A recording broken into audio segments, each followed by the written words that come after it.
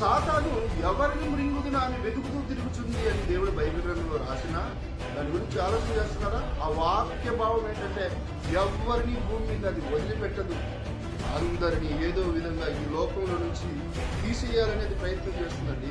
దేవుని పని కొరకే పుట్టాం, దేవుని కొరకే పుట్టాం, దేవుని వలనే పుట్టాం, దేవుని వలనే బ్రతుకుతున్నాం, మనకు ప్రతిదీ దేవుని వలనే జరుగుతుంది, దేవుడు మనకు దిక్కు.